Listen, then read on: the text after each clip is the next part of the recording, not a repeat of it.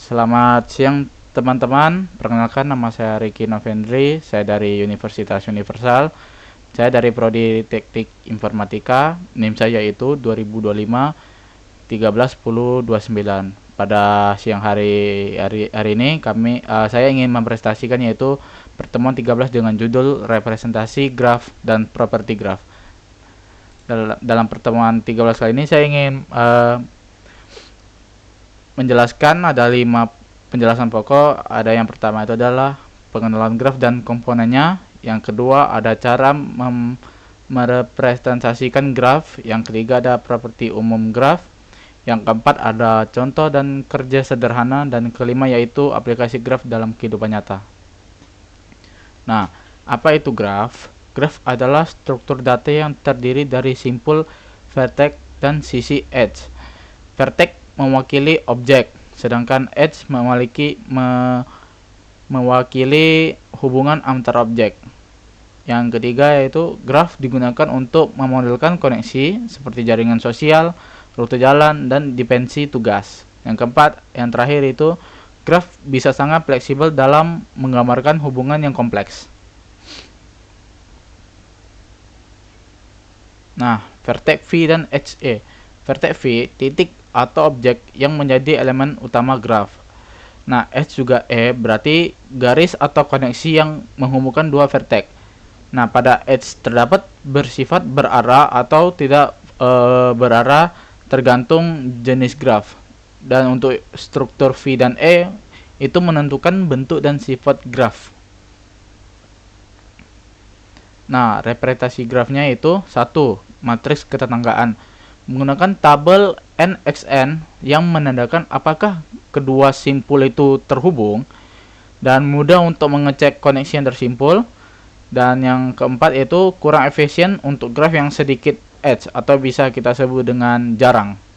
Yang kedua itu daftar ketetanggaan, yaitu menyimpan daftar tetangga untuk setiap simpul. Dan yang kedua itu bisa dibilang lebih hemat memori untuk graf yang jarang dipakai. Yang ketiga itu cocok untuk algoritma yang sering menelusuri tetangga. Nah,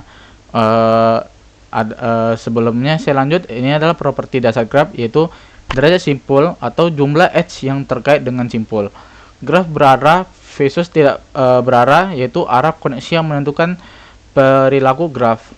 Graf yang berbobot, edge memiliki nilai atau bobot, misalnya jarak atau biaya. Multigraf dan versus graf sederhana itu multigraf yang memungkinkan lebih dari satu edge antar simpul.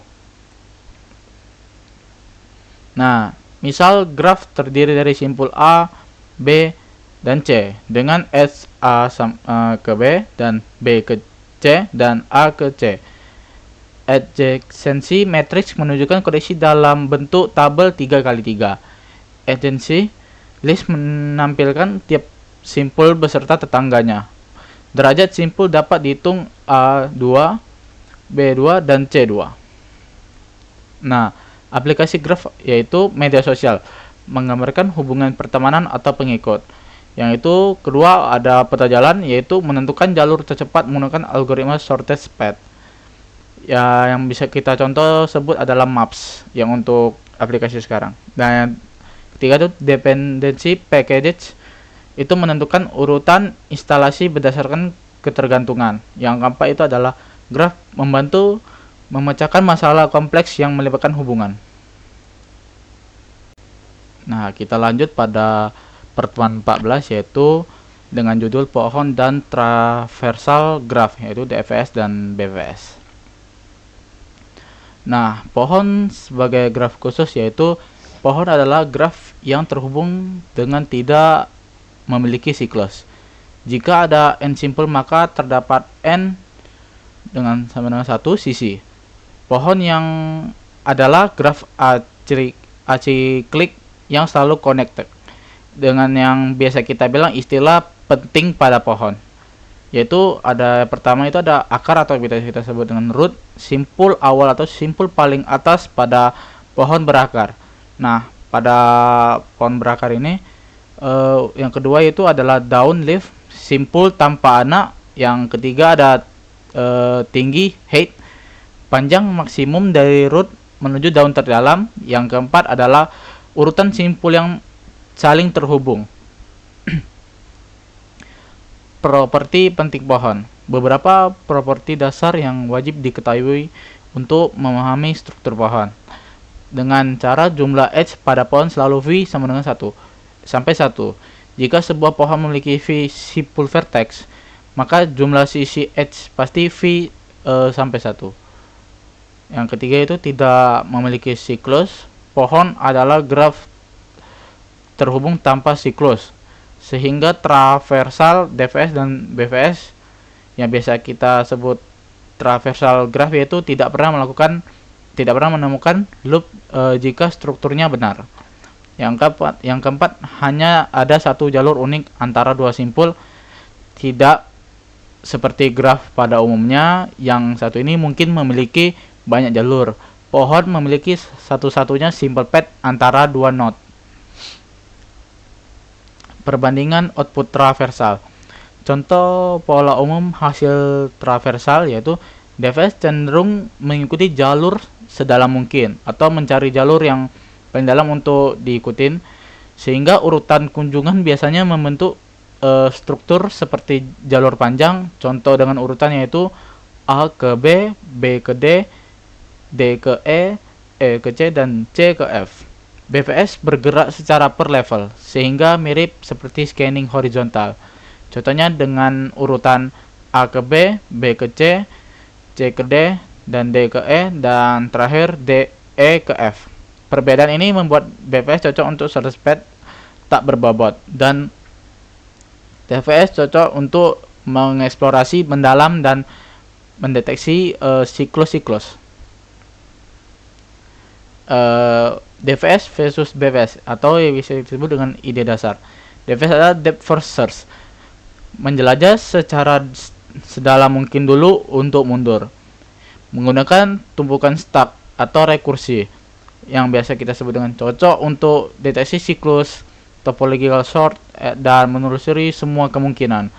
Yang kedua itu ada BVS, yaitu biasa kita sebut dengan breadth first search, menjelajah lebar dulu dan mengunjungi semua tetangga terdekat dengan menggunakan antrean quick, cocok untuk mencari jarak terpendek pada graf tak berbobot.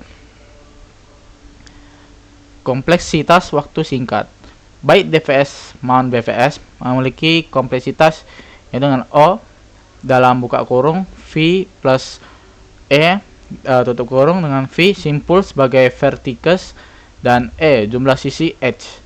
Konsekuensinya yaitu kedua efisien untuk graf besar, performanya mempengaruhi presentasi graf essence list lebih efisien dari esensi matrix. Nah, contoh kerja jejak DVS dan BVS. Graf contoh, misalnya graf sederhana itu A ke B, A ke C, dan B ke D. Nah, urutan DVS mulai dari A ke B, B ke D, dan kembali lagi ke C. Dengan urutan BVS mulai dari A, yaitu secara berurutan dengan A ke B, B ke C, dan C ke D. Nah, aplikasi DVS dan BVS. Aplikasi BVS ini mencari rute terpendek pada graf tak berbobot. Contoh seperti sorted path and peta sederhana, level order traversal. Aplikasi DVS mendeteksi siklus, membangun spanning tree, digunakan sebagai crawler sederhana. Crawler web biasa BVS atau DVS. BVS menjelajah halaman per level dan menyelam lebih dalam ke link tertentu sebelum pindah ke yang lain. Nah, untuk kali ini sekian dari pertemuan 14, kita lanjut ke pertemuan 15. Oke, pada pertemuan 15 yaitu dengan aljabar Boolean dan logika digital. Variabel Boolean hanya memiliki dua nilai yaitu dengan 0, false, dan 1 atau true. Operasi dasar adalah not buka kurung yaitu legasi A dan atau kita sebut dengan A primer, yaitu membalik nilai dengan n buka kurung A dan B dengan hasil 1 hanya jika A dan B sama dengan 1, or A plus B hasil jika satu nilai bernilai 1. Hukum-hukum aljabar Boolean. Identitas A plus 0 sama dengan A sama dengan 1 plus sama dengan A. Idempoten yaitu A plus A sama dengan A titik A sama dengan A, dan komplement A plus A primer sama dengan 1, A titik A primer sama dengan 0. De Morgan yaitu A dan B primer sama dengan A primer plus B primer, dan A plus B sama dengan A plus B primer sama dengan A primer dan B primer. Nah, menyederhanakan apreksi Boolean, contoh ekspresi A buka kurung dengan contoh B plus C dan tutup kurung. AB dan plus AC adalah distribusi. Contoh penyederhanaan dengan hukum, yaitu A B plus A primer B sama dengan buka kurung A plus A primer dan B buka kurung tutup kurung 1 B sama dengan B. Untuk peta Carnot yaitu 2-3 variabel penggabungan 1 yang berdekatan menghasilkan ekspresi paling sederhana. Pemetaan ke gerbang logika. Ekspresi Boolean yaitu dapat diterjemahkan ke rangkaian logika yang menggunakan not, and, dan or. Variasinya yaitu ada nen, nor, sor. Contoh seperti F sama dengan A buka kurung B plus C tutup kurung diterjemahkan menjadi gerbang OR untuk B or C. Output masuk ke gerbang N bersama A. Contoh kerja sederhana ekspresi dan gambar rangkaian ekuivalen dengan lebih detail. Contoh penyederhana ekspresi Boolean. Misal, ekspresi F sama dengan A primer B plus AB. Langkah penyederhanaannya yaitu identifikasi bentuk umum ekspresi A primer B plus AB memiliki pola yang sering muncul yaitu SOR. Gunakan hukum aljabar Boolean sama dengan A primer B plus AB sama dengan B buka kurung A primer plus A tutup kurung. Gunakan hukum komplement A primer plus A sama dengan menjadi 1. Jadi F sama dengan B buka kurung 1 dan tutup kurung sama dengan B. Hingga hasil akhirnya menjadi ekspresi yang panjang bisa disederhanakan hanya menjadi B. Contoh penggambaran detail logika, rangkaian logika dengan yang lebih detail. Misalnya, ekspresi itu F sama dengan A plus B dalam tanda kurung primer. Langkah penggambaran rangkaian A plus B adalah pengoperasian OR, sehingga gunakan gerbang OR dengan input A dan B. Hasil OR diberi operasi NOT, sehingga menggunakan gerbang NOT, output gerbang NOT adalah hasil dari akhir F. Struktur rangkaian yaitu dengan input A, B, gerbang OR hingga ke menghasilkan A plus B dalam tanda kurung. Output OR masuk ke gerbang NOT. Output NOT sama dengan F.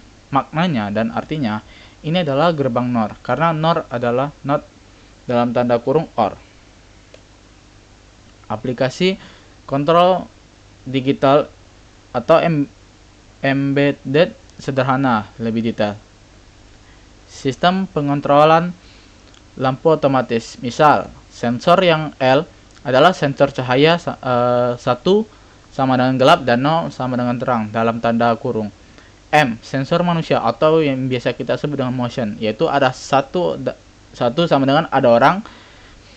Nah, dalam logika kontrol lampu adalah L titik M. Penjelasannya, lampu menyala hanya jika gelap, yaitu dengan sama dengan tanda dalam kurung yaitu L sama dengan 1.